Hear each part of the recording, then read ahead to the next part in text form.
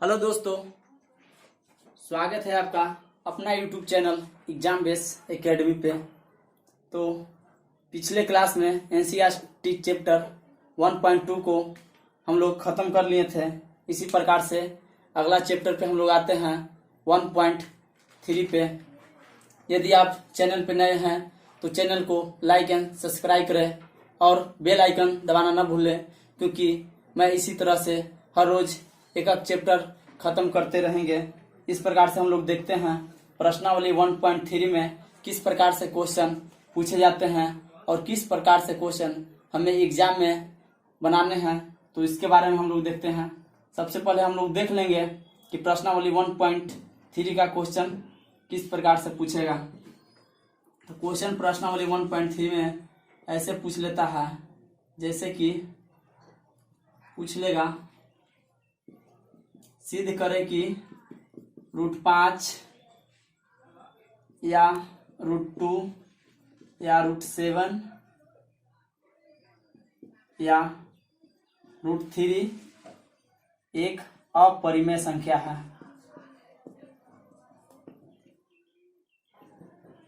इस प्रकार से कोई इनमें से कोई एक पूछ लेगा दोस्तों कि सिद्ध करे कि या तो दे देगा √5 एक अपरिमेय संख्या है, या पूछ लेगा कि सिद्ध करे कि √2 एक अपरिमेय संख्या है, या पूछ लेगा कि सिद्ध करे कि √3 एक अपरिमेय संख्या है। तो इस प्रकार से इनमें से कोई एक क्वेश्चन पूछ लेता है। एक और इस तरह से क्वेश्चन पूछ लेता है दोस्तों, जैसे कि पूछ लेगा कि 3 + √5 यहाँ लिख लेगा सिद्ध करे 3 + 2 √5 या 7 + √5 या 6 + √5 एक अपरिमेय संख्या है।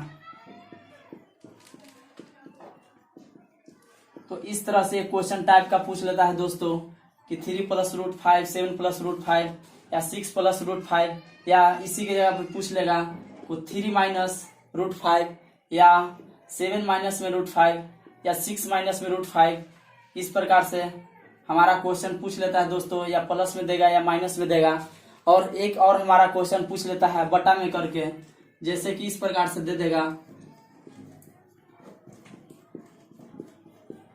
1/√2 दे देगा, या 1/√3 दे देगा, या 1/√5 दे देगा, और पूछ लेगा कि सिद्ध करें कि यह एक अपरिमेय संख्या है। तो इस प्रकार से हमारा क्वेश्चन 3 टाइप का बनता है दोस्तों, जिसमें से हम तीनों में से आपको एक क्वेश्चन यदि बना लेंगे, जैसे कि √5 का हम बता देंगे, तो जस्ट उसी प्रकार से √2, √7 और √3 को आप लोग खुद से बना लीजिएगा, क्योंकि बस हमें वहां पे 5 की जगह 2 कर देना है। यदि स्क्वायर 5 का स्क्वायर 25 होता है तो 2 का स्क्वायर 4। इस प्रकार से आपको अपने से सुधार कर लेना है, बना लेना है या प्रैक्टिस कर लेना है। हम इसमें से कोई एक क्वेश्चन बता देंगे, इसमें से कोई एक क्वेश्चन बता देंगे, और इसमें से कोई एक क्वेश्चन बता देंगे। तो हम उम्मीद करते हैं दोस्तों कि इस तीनों में से हम एक एक क्वेश्चन बताने के बाद आप लोग ये बाकी के क्वेश्चन खुद से प्रैक्टिस कर लीजिएगा, क्योंकि एग्जाम में हमारा इससे एक क्वेश्चन पूछता है। तो इसीलिए आपको इसे ध्यान से देखना, समझना और पढ़ना होगा। तो इस प्रकार हम लोग सबसे पहले इस टाइप को हम लोग देख लेते हैं कि इस टाइप वाला जो क्वेश्चन है इसको हम किस प्रकार से सोल्व करेंगे या सिद्ध करेंगे। तो सबसे पहले हम लोग एक हम बता देते हैं √2 वाला, बाकी के √7 और √3 इस प्रकार से लिख के आप लोग बना लीजिएगा। तो सबसे पहले हम लोग देख लेते हैं। तो इस प्रकार से 3 टाइप का हमारा क्वेश्चन आता है दोस्तों।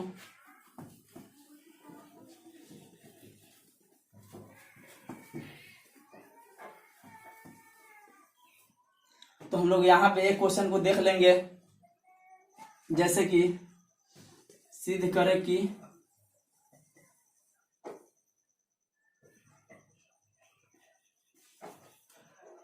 एक क्वेश्चन को देख लेंगे हम लोग, इसे हम लोग यहाँ लिख लेंगे।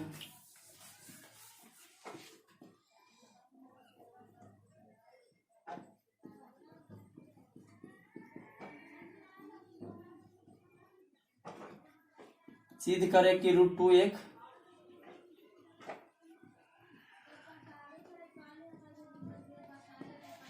देखिए दोस्तों, हमने एक क्वेश्चन को ले लिया। इसी प्रकार से पूछेगा कि सिद्ध करें कि √5 एक अपूर्णांक संख्या है, तो हम एक क्वेश्चन इस प्रकार से बता देते हैं और बाकी के क्वेश्चन आप लोग खुद कर लीजिएगा। आपको हम क्वेश्चन दिखा दिए कि किस तरह से एग्जाम बोर्ड में आपको क्वेश्चन पूछ सकता है। तो देखिए, हम लोग यहाँ पे लिख लेंगे। तो यदि यहाँ हमारा अपरिमेय संख्या दिया हुआ है तो मान लेंगे हम इसका जस्ट अपोजिट मानते हैं। दोस्तों मेरी बातों के ध्यान से सुनिएगा। यदि हमारा यहाँ अपरिमेय संख्या दिया रहे और एग्जाम में भी अपरिमेय ही देगा तो हमें मान लेना है कि यह परिमेय संख्या है। तो हम लोग मान लेते हैं, माना कि √2 एक परिमेय संख्या है।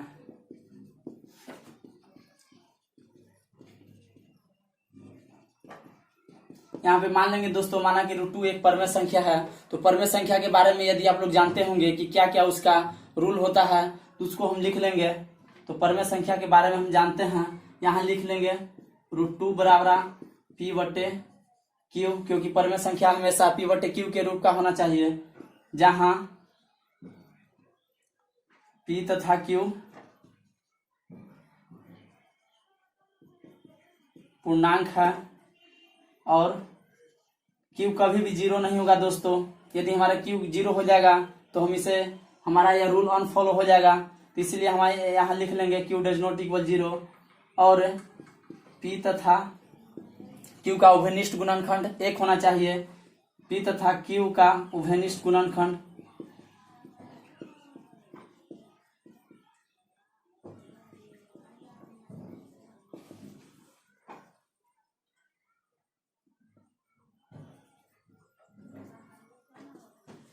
P तथा Q का उभयनिष्ठ गुणनखंड 1 हो, या इसे यदि हम लोग जानते हैं दोस्तों कि जिसका उभयनिष्ठ गुणनखंड 1 होता है वह हमारा सअभाज्य संख्या होता है।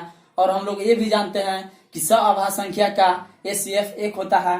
तो इस प्रकार से यहाँ आप लोग हमें उतना लिखने की जरूरत नहीं है, बस हमें इसी रूल को फॉलो करते जाना है और लास्ट तक देखना है कि क्या यह अपरिमेय संख्या सिद्ध होता है कि नहीं। तो देख लेते हैं कि हमारा परिमेय संख्या सिद्ध हो जाता है या ना होता है। तो यहाँ से हम लोग ये दोनों को वर्क कर लेंगे दोस्तों। तो यहाँ पे लिख लेंगे, दोनों तरफ वर्क करने पर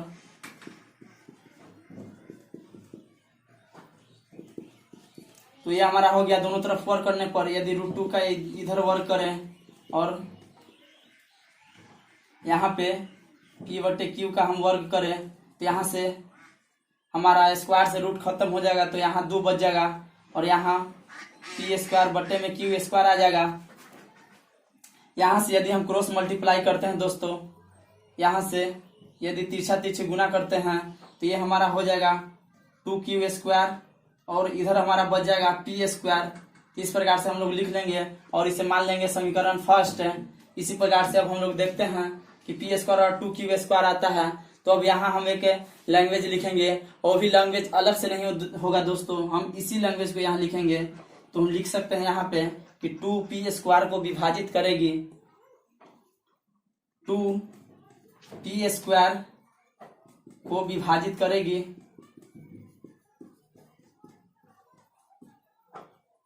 यदि यहाँ हमारा 2 आता है दोस्तों नीचे में, तो 2 हमारा P² को विभाजित करेगी, या 2P को भी विभाजित करेगी, 2P को भी विभाजित करेगी। यहाँ पे आप लोग देखिए, जैसे कि ये हमारा जब कोई संख्या मान लीजिए कि हम ले लिए, मान लीजिए कि हम यहाँ 100 ले लिए, यदि तो 100 हम जानते हैं कि 10 का स्क्वायर होता है। तो यहाँ हम कोई संख्या ले लिए, जैसे कि 2 ही ले लिए, तो 2 जब हमारा 10 स्क्वायर को विभाजित कर सकता है, उसी प्रकार से 2 हमारा 10 को भी विभाजित कर सकता है। जैसे कि हम अब इसको इस प्रकार से भी लिख लेंगे तो ये भी हमारा विभाज्य हो जाएगा। यदि इस प्रकार से लिख लेंगे तो ये भी हमारा विभाज्य हो जाएगा। इस प्रकार से हम इसी डाटा को लिखेंगे कि 2 हमारा P² को विभाजित करेगा और 2 हमारा P को भी विभाजित करेगा। इस प्रकार से हमने आपको यहाँ दिखा दिया कि किस प्रकार से। फिर इसके बाद हम लोग एक और संख्या मान लेते हैं कि माना कि P बराबर 2m होगा, या 2m या 2 के अल्फाबेट का कोई भी आप लोग नंबर मान सकते हैं। तो यहाँ मान लिए कि P बराबर 2m, यहाँ हम लिख लेंगे, यहाँ हमारा यहाँ m पूर्णांक है यहाँ पर m हमारा पूर्णांक हो गया दोस्तों, इसे हम फिर से वर्ग कर लेंगे। तो यहाँ पे लिख देंगे दोनों तरफ वर्ग करने पर, दोनों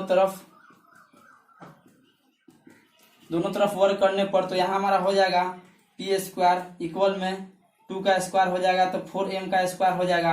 यहाँ हम वर्ग करेंगे तो यहाँ p से p स्क्वायर हो जाएगा और 2m से 4m का स्क्वायर हो जाएगा। इसी प्रकार से हम लोग यहाँ पे देख लेंगे p स्क्वायर का हमारा यहाँ मान दिया हुआ है, तो लिख लेंगे समीकरण फर्स्ट से p का मान रखने पर, समीकरण फर्स्ट से p स्क्वायर का मान रखने पर, तो यहाँ से हम पी स्क्वायर का मान रख देंगे तो पी स्क्वायर की जगह हमारा 2q स्क्वायर आ जाएगा, तो 2q स्क्वायर और यहाँ हमारा है 4m स्क्वायर, तो इसे हम लिख लेंगे। यदि 2 से हमारा यहाँ 4 कट जाएगा तो 2 आ जाएगा, तो q स्क्वायर बराबर 2m का स्क्वायर आ गया। तो यहाँ पे हम लोग फिर से कह सकते हैं कि 2 हमारा q स्क्वायर को विभाजित करेगी, तो इस प्रकार से हम लोग ये लिख लेंगे कि यहाँ 2 q स्क्वायर को विभाजित करेगी या 2 q को भी विभाजित करेगी। जब 2 हमारा q स्क्वायर को विभाजित कर सकता है दोस्तों, तो 2 हमारा q को भी विभाजित कर सकता है, हमने आपको बताया अभी। तो 2q को भी विभाजित कर सकेगी,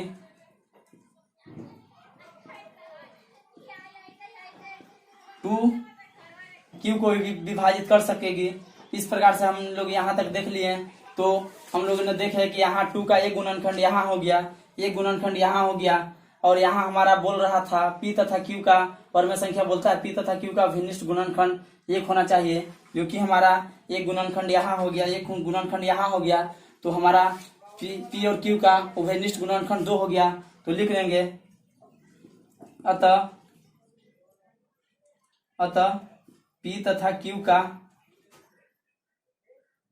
का उभयनिष्ठ गुणनखंड 2 है,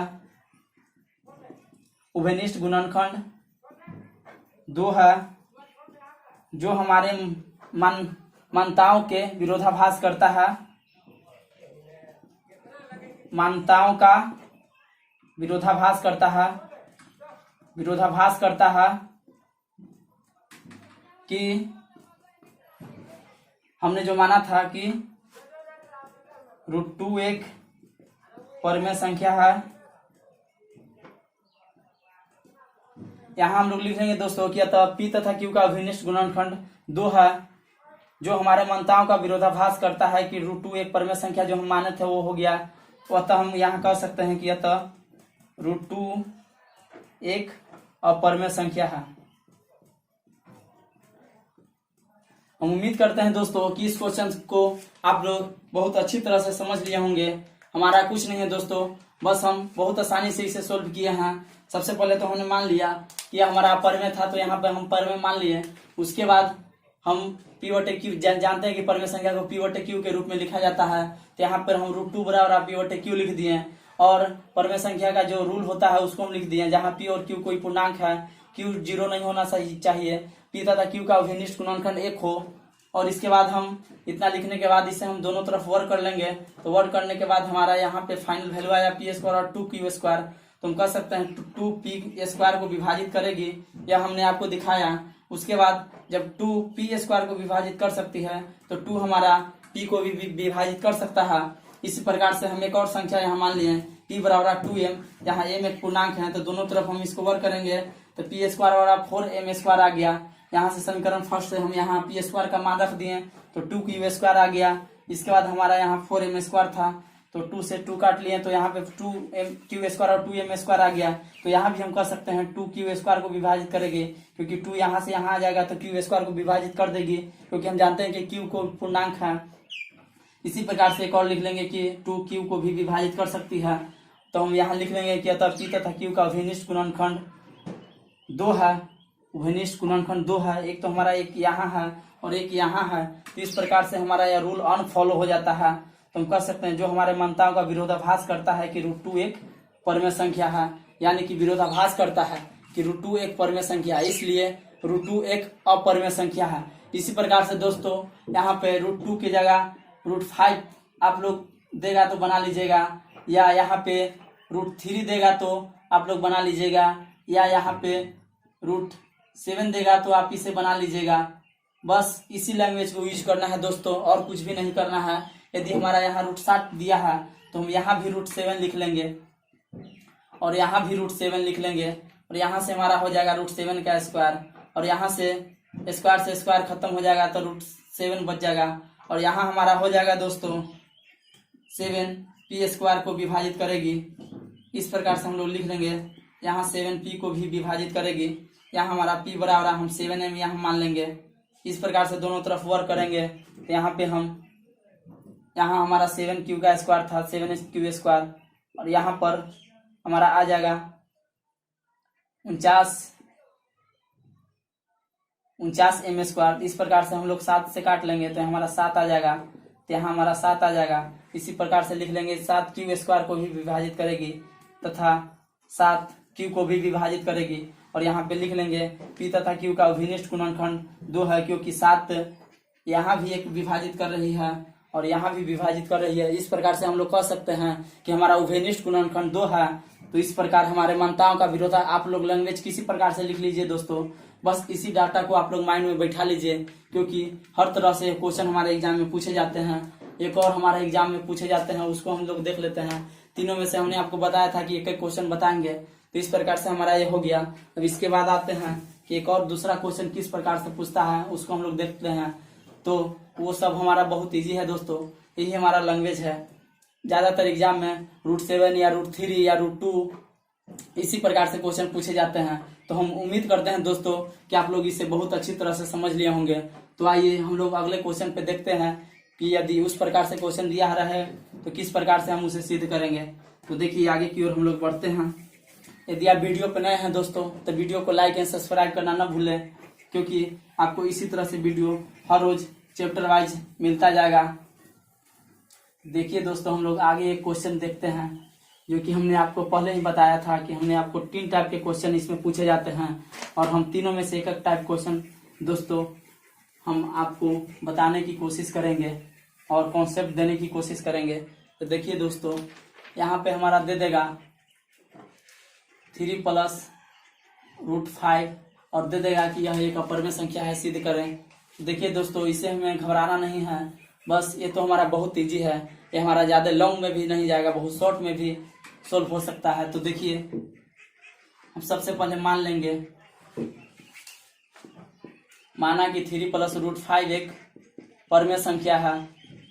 यहाँ हमने मान लिया, तो इस प्रकार से 3 + 2√5 बराबर p/q लिख लेंगे, क्योंकि हम जानते हैं जहाँ p तथा q पूर्णांक है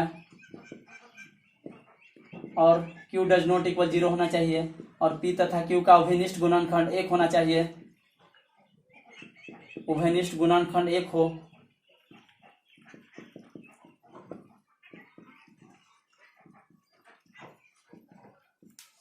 तो देखिए दोस्तों यहां से हमारा हो गया, तो हम दोनों तरफ वर्क कर लेंगे।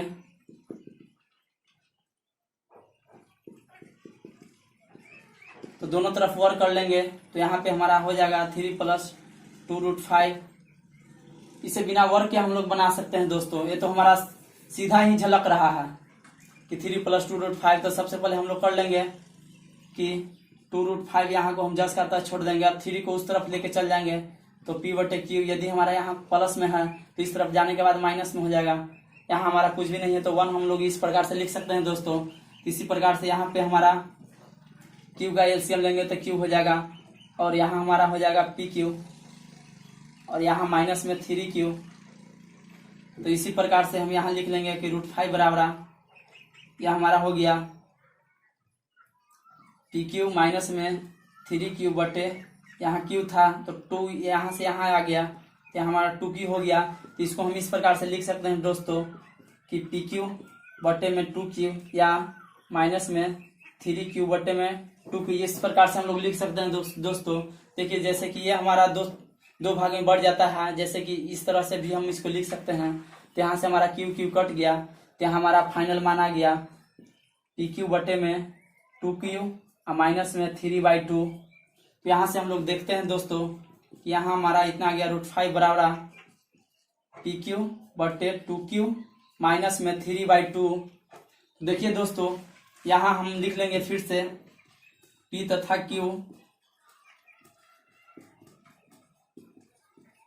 Q पूर्णांक है। इस प्रकार से हम लोग देख लीजिए दोस्तों, यहाँ पर तो हमारा एक परमेय संख्या हो गया और यहाँ हमारा एक अपरमेय संख्या है, तो हम इसे ही दर्शा लेंगे कि PQ/2Q माइनस 3/2 एक परमेय संख्या है तथा √5 एक अपरमेय संख्या है। √5 एक अपरमेय संख्या है। तो यहाँ से हम लोग देखते हैं दोस्तों, एक हमारा परमेय संख्या आ गया और एक हमारा अपरमेय संख्या आ गया। इस प्रकार से हम लोग यहाँ लिख लेंगे कि अतः हमारा मानना गलत हुआ कि √3 + 2 3 + √5 3 + √5 एक परमेय संख्या है।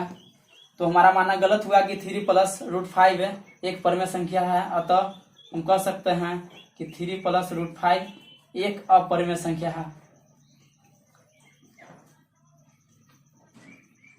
तो इस प्रकार से आप लोग इसे बना लीजिएगा दोस्तों। देख लीजिए, कुछ भी नहीं था। जैसे कि यहाँ पे आपको सबसे पहले तो इस क्वेश्चन को समझ लीजिए कि यहाँ पे हमारा हो गया, तो 3 को हम उस तरफ भेज देंगे। तो 3 यहाँ हमारा प्लस में था, यहाँ जाकर माइनस में हो जाएगा। इस प्रकार से हम इसको लिख लेंगे, क्यू के एलसीएम ले लेंगे तो क्यू हो जाएगा। यदि क्यू का एलसीएम तो PQ हो जाएगा माइनस में 3Q। हम जानते हैं दोस्तों कि ये सब आप लोग बेसिक कॉन्सेप्ट है, जानते होंगे। तो इस प्रकार से 2 हमारा नीचे आ जाएगा। तो इसको हम इस रूप में लिख सकते हैं। तो इस रूप में हमारा यहाँ क्यू कट गया, तो हमारा फाइनल मान इतना आ गया √5 बराबर इतना, जो कि हम जानते हैं। एक बात बता दूं दोस्तों, यदि परमेय गुना अपरमेय, यदि परमेय संख्या गुना अपरमेय संख्या होगा तो उसका फाइनल वैल्यू आ जाएगा अपरमेय, या यहाँ पे जोड़ भी रहेगा। परमेय संख्या गुना अपरमेय संख्या का जोड़ है, तो वहां भी हमारा हो जाएगा अपरमेय संख्या। यदि यहाँ घटाव भी रहेगा परमेय माइनस अपरमेय का, तो वहां भी अपरमेय संख्या आ जाएगा। गुना भागा जोड़ घटाव, जो भी एक परमेय संख्या तथा एक अपरमेय संख्या का गुणनफल हमेशा अपरमेय संख्या होता है, या जोड़ घटाव या गुना भागा कुछ भी परमेय तथा अपरमेय संख्या का गुणनफल या भागफल, गुणनफल या भाग या जोड़ या घटाव हमेशा अपरमेय संख्या ही होता है। इसी प्रकार से आप लोग यहाँ पे यदि माइनस दिया रहे तो आप लोग बना लीजिएगा। यहाँ हमारा जब माइनस हो गया, यहाँ पर हमारा प्लस हो जाएगा, यहाँ पर प्लस हो जाएगा, यहाँ पे प्लस हो जाएगा, यहाँ प्लस हो जाएगा, यहाँ पर प्लस हो जाएगा, यहाँ प्लस हो जाएगा। और इस प्रकार से हम लोग इसे बना लेंगे। यदि यहाँ 3 - √5 की जगह 6 दे देगा तो यहाँ पे 6 हो जाएगा। तो उम्मीद करते हैं दोस्तों इस टाइप के हर क्वेश्चन को आप लोग खुद से प्रैक्टिस करके बना लीजिएगा। तो हम लोग आते हैं एक नेक्स्ट क्वेश्चन पे, जो कि 1/√2 या 1/√3 या 1/√7 करके क्वेश्चन देता है। तब हम लोग उसे कर लेते हैं कि वो हमारा कैसे बनेगा। बस दोस्तों, हम एक ही क्लास में आप लोग को तीनों का तीनों कॉन्सेप्ट देने की कोशिश करेंगे। तो आइए उसको हम लोग देख लेते हैं। यदि आप वीडियो पे नए हैं दोस्तों, तो वीडियो को लाइक एंड सब्सक्राइब करना ना भूलें, क्योंकि आपको इजी से इजी वे में हम यहाँ सोल्व करवाएंगे और कोशिश करेंगे कि हर कॉन्सेप्ट को आपके सामने रखें और क्वेश्चन को इजी से इजी तरीका में समझाने की कोशिश करेंगे। तो यहाँ पे हम लोग लिख लेंगे इस तरह से। एक क्वेश्चन हम आप लोग बताते हैं दोस्तों, 1/√2 या पूछ देगा 1/√3 या 1/√5 बोल देगा कि सिद्ध करे कि 1/√2 एक अपरमेय संख्या है, या इस तरह से पूछ देगा कि सिद्ध करे कि 1/√3 एक अपरमेय संख्या है, या इस तरह से पूछ देगा कि सिद्ध करे कि 1/√5 एक अपरमेय संख्या है। तो ये तीनों क्वेश्चन में से हम आपको एक क्वेश्चन बताते हैं, बाकी की आप लोग खुद से कर लीजिएगा। तो देखिए, हम सबसे पहले सोल्व करते हैं कि 1/√2 एक अपरमेय संख्या है और कैसे है। तो सबसे पहले हम इसको 1/√2 का स्टैंडर्ड मान लिखने के लिए इसका हर का परिमेयकरण कर देंगे। तो यदि हम इसका हर परिमेयकरण करेंगे,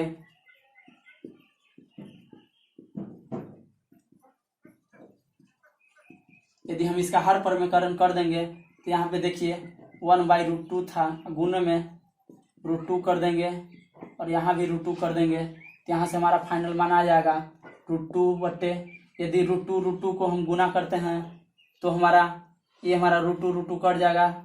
तो यहाँ से हमारा मान आ जाएगा 2, क्योंकि 2 को हम इस प्रकार से लिख सकते हैं दोस्तों, √2 गुना में √2। आप लोग बोलिएगा कि हमने इस प्रकार से क्यों लिख देगा, तो हमने जानते हैं कि √2 तो इसका 4 वर्गमूल हो जाएगा, जिसका फाइनल वैल्यू 2 आ जाता है। इसी प्रकार से हम लोग इस प्रकार से इसे लिख लेते हैं कि जहाँ पे 2 बेस सेम रहे तो उसे हम एक सरल वे में लिख सकते हैं। जैसे कि हमने आपको दिखा दिया, यदि √2 को गुना कीजिएगा तो √2 4 आ जाएगा, और √4 का यदि हम रूट से बाहर निकालेंगे तो यहाँ पे हमारा 2 आ जाएगा। तो इसी प्रकार से हमने इसको यहाँ 2 लिख दिया। तो हम उम्मीद करते हैं दोस्तों इसे आप लोग अच्छे तरह से समझ लिए होंगे। तो आगे देखिए आगे क्या होता है। तो यहाँ पर तो हम लोगों ने देख लिया, तो हम यहाँ पे हम लोग मान लेंगे कि माना कि यदि आप लोग इसे भी इस तरफ से भी लिख सकते हैं, जैसे कि √2 बटे में 2 है, तो हम जानते हैं कि यह 2 रूट मिल के बनता है। तो इस प्रकार से हम इसको लिख सकते हैं √2 बटे, यहाँ 2 को हम √2 गुने में √2 भी लिख सकते हैं। तो यहाँ से यहाँ कट जाएगा, तो यहाँ फिर से हमारा मान वही आ जाएगा 1/√2। तो यहाँ पे हम लोग मान लेंगे दोस्तों, माना कि √2 एक परिमेय संख्या है, या इसे या में दोस्तों या में इसे इस प्रकार से लिख सकते हैं कि माना कि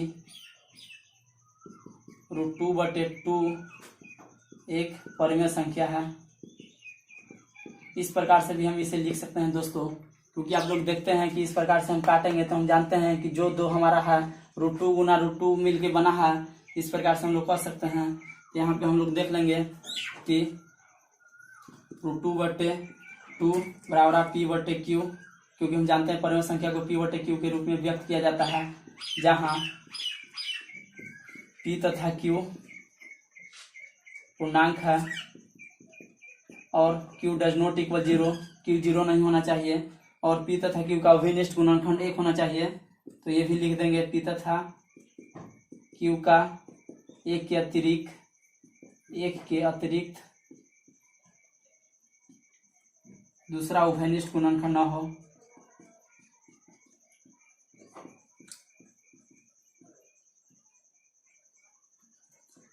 इसे हम यहाँ पे लिख लेंगे दोस्तों कि जहाँ P तथा Q कोई पूर्णांक है, Q does not equal 0, P तथा Q का 1 के अतिरिक्त कोई दूसरा अभाज्य गुणनखंड न हो या उभयनिष्ठ गुणनखंड न हो। इस प्रकार से हम लोग इसे देखेंगे। तो यहाँ पे हमारा आ जाएगा 2P बराबर √2P बराबर √2Q। यहाँ से हम लोग देख लेते हैं दोस्तों कि एक हमारा यहाँ एक परिमेय संख्या है और यह हमारा एक अपरिमेय संख्या है। तो इस प्रकार से हम लोग कह सकते हैं कि एक अपरिमेय संख्या का गुणनफल हमेशा अपरिमेय होता है।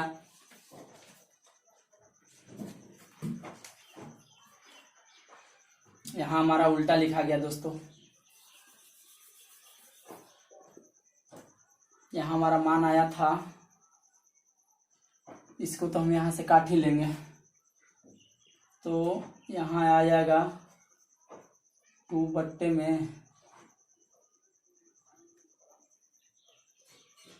2/√2। इस प्रकार से हम इसको लिख सकते हैं दोस्तों, लेकिन √2 यहाँ √2/2n होगा। तो इस प्रकार से P और Q को यहाँ हम मान लिए दोस्तों। इसके बाद हम लोग देखते हैं,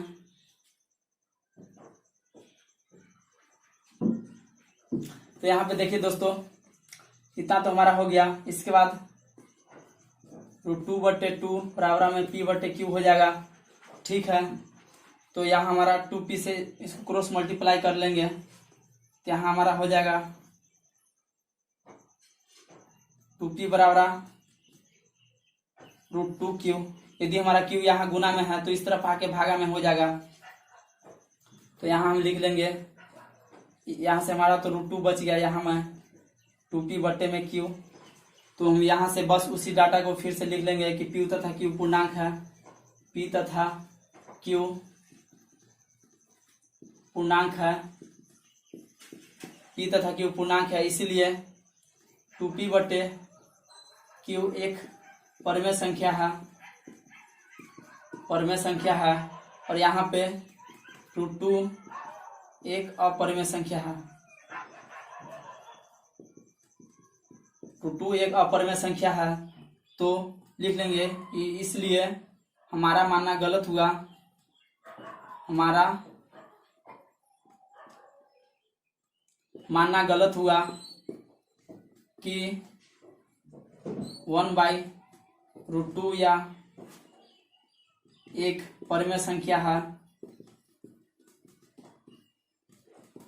इसीलिए 1/√2 एक अपरिमेय संख्या है।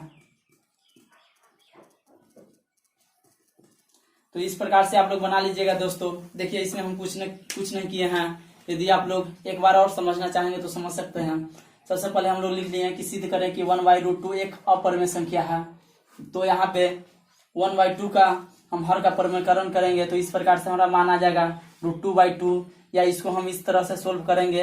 हम जानते हैं कि यह हमारा 2 है, √2 गुना √2 मिलके बना हुआ है, तो √2 गुना √2 करेंगे तो √4 आ जाएगा, जो कि √4 का एलसीएम हमारा 2 आ जाता है। तो इस प्रकार से फिर हमारा ये वैल्यू आ जाएगा। तो यहाँ हम दोनों में से कोई एक मान लेंगे। तो माना कि √2 एक परिमेय संख्या है या √2/2 एक अपरिमेय संख्या, दोनों में से कोई हम एक लेंगे, या हम इसे लिख लेंगे या इसे लिख लेंगे, कोई हम एक ही एग्जाम में लिखेंगे। इसके बाद हम जानते हैं कि √2/2 बराबर p/q। तो p हमारा परिमेय संख्या के बारे में जो डाटा बोलता है उसे हम लिख लेंगे, क्योंकि हम यहाँ माने हैं कि परिमेय संख्या है तो परिमेय संख्या के बारे में ही चर्चा कर देंगे। हम जानते हैं कि परिमेय संख्या का p तथा q कोई पूर्णांक होता है और q डज नॉट इक्वल 0 नहीं होना चाहिए, और p तथा q का एक के अतिरिक्त और कोई दूसरा गुणनखंड नहीं होना चाहिए। इस प्रकार से हम लोग यहाँ लिख लेते हैं। तो यहाँ हम लोग इसको क्रॉस मल्टीप्लाई करेंगे तो यहाँ 2p आ जाएगा, और यहाँ पे 2p आ जाएगा, और यहाँ पे q आ जाएगा। तो यदि हम q को यहाँ गुना में था और हमारा इस तरफ जाएगा तो भागा में हो जाएगा। तो उसी प्रकार से हम इसको सजा के लिख दिए हैं। यहाँ पे एक और लाइन आप लोग लिख सकते हैं, 2p बट्टे में q बराबर √2। इसको हम सीधा कर लेंगे दोस्तों।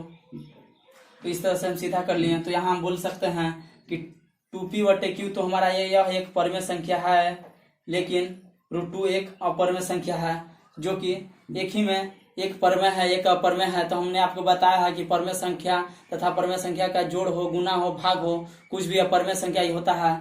इस